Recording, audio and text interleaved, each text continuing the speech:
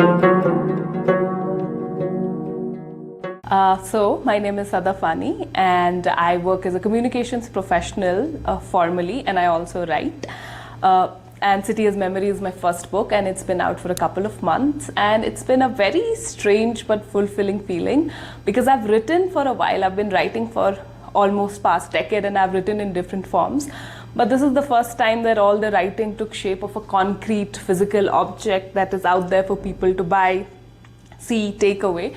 So it's been a really nice and warm feeling, and I've also been quite happy with the reception that it has received. So I think mostly it's been very encouraging, and I'm quite happy about it, alhamdulillah. So I think I was in 5th grade the first time I ever wrote a poem. So I just knew I wanted to write. I wasn't sure what I wanted to write.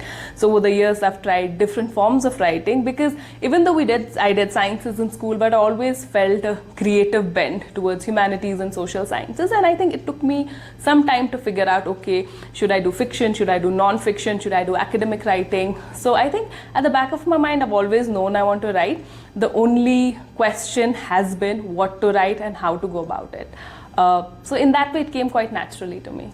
I think my family, friends, teachers, peers, alhamdulillah, have all been very, very supportive of this entire process. I know in Kashmir, there's always that pressure that if you are good at studies, you have to become a doctor, you have to become an engineer. And I think for some time, even my parents felt that pressure that, okay, you should be a doctor. But I think I had to kind of put up a resistance front and be like, I will not become a doctor. I do want to write.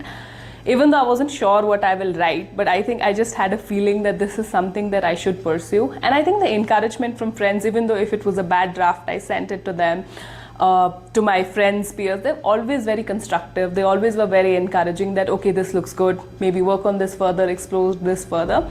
So I think that encouragement really helped in continuing this effort, which otherwise I might have just second-guessed myself and stopped midway.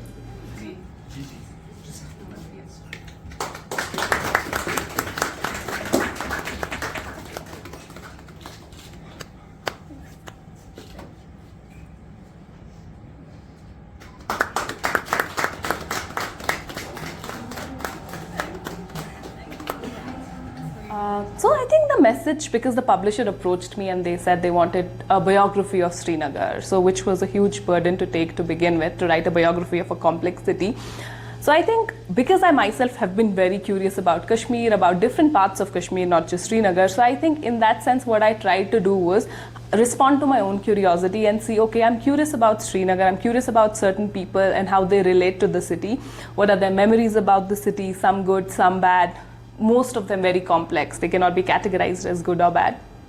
So I think the message from the book was just an exploration. Like, okay, my idea was Srinagar is hundreds of things, but this is also one of the things that Srinagar can be. And I think the same lens can be used to look at any other part of Kashmir, because if you speak to a certain set of people, they will talk about a city in a completely different way than some other set would have. So it kind of gives you that nuance about a place. It kind of helps you understand the whole, look at a place in a very different lens. I think that activity itself I enjoy. So that is what I've tried to portray through that book, for people to see Srinagar through my lens in some sense. I think it was complicated, but I think I was also very grateful because I've worked as an academic for a while and I have contacts in the research community. So what this book became easier for me in a way that I could build up on my earlier contacts, people who I had spoken to for different projects. They also had some contacts. And similarly with research materials, because I already had kind of a base, I had engaged with some of these works before, so I didn't have to start from scratch. I didn't have to be, okay, I need to learn the most basic things about the place. I think in that sense, it became a bit easy for me. But having said that, again, there is a lot of literature and a lot of good literature on Kashmir. So then to sit, and also in terms of my field work, I got really good narratives. So I think then the challenging part was like what to pick, what to leave out for this to become an immersive read, for this to become an interesting read for the audience.